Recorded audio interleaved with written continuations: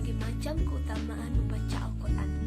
Bagi umat Islam, membaca Al-Quran bukan lagi menjadi satu kegiatan yang asing. Al-Quran merupakan pedoman bagi orang muslim dan muslimah di seluruh dunia. Membaca Al-Quran juga termasuk ke dalam ibadah paling utama di antara ibadah-ibadah lainnya. Tak heran, keutamaan membaca Al-Quran bisa dikategorikan secara umum maupun secara khusus. Berikut kita rangkum 5 keutamaan membaca Al-Quran. Pertama, pahala yang berlipat. Seseorang yang rutin membaca Al-Quran akan mendapatkan pahala yang berlipat ganda. Dari Aisyah radhiyallahu anha, Rasulullah SAW bersabda, yang mahir membaca Al-Quran bersama malaikat yang terhormat, dan yang membaca Al-Quran sedangkan ia terbata-bata serta mengalami kesulitan, maka baginya 2 pahala. Hadis riwayat Bukhari dan Muslim. Selain itu, Rasulullah SAW bersabda sebagai berikut, barang siapa yang membaca 1 huruf dari Al-Quran, maka ia akan mendapatkan 1 kebaikan, dan dari 1 kebaikan akan berlipat menjadi 10 kebaikan. Aku tidak mengatakan alif lam mim sebagai 1 huruf, akan tetapi alif 1 huruf, lam 1 huruf, dan mim 1 huruf. Hadis riwayat Bukhari. Dan keutamaan yang kedua adalah obat penyakit hati dan fisik.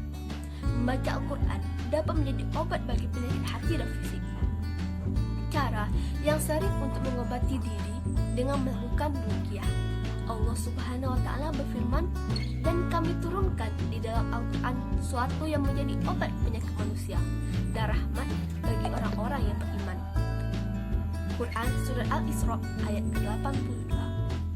Selain itu, Allah Subhanahu wa Ta'ala berfirman, orang-orang yang beriman dan hati mereka menjadi tentram dengan membaca petunjuk Allah.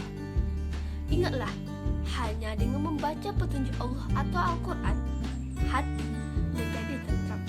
Quran Surat Al-Ra'd ayat ke-8 ayat ke-28. Dan keutamaan yang ketiga adalah rumah menjadi bercahaya. Dengan rutin membaca Al-Quran di rumah, maka rumah tersebut lebih bercahaya. Tak hanya itu, rumah yang senantiasa dibacakan Al-Quran akan terasa lebih tenang dan damai.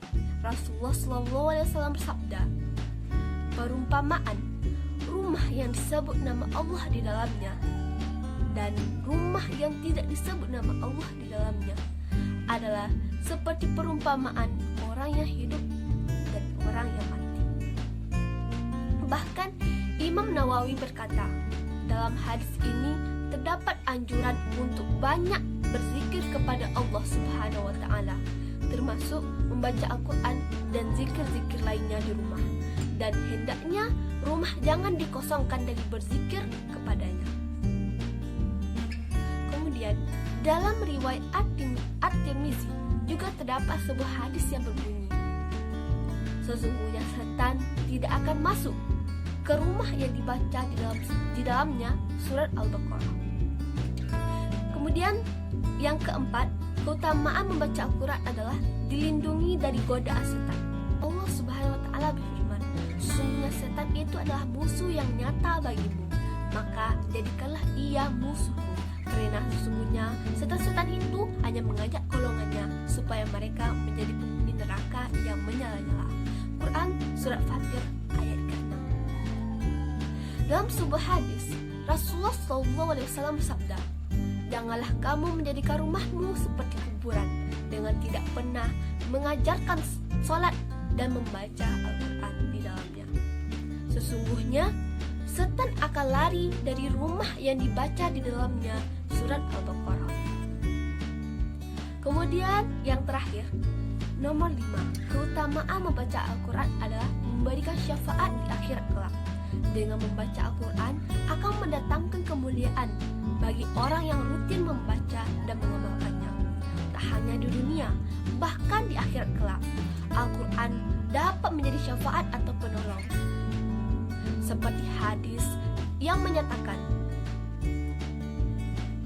bacalah bait Al-Quran, karena sesungguhnya pada hari kiamat nanti akan datang memberi syafaat yang baik kepada pembacanya.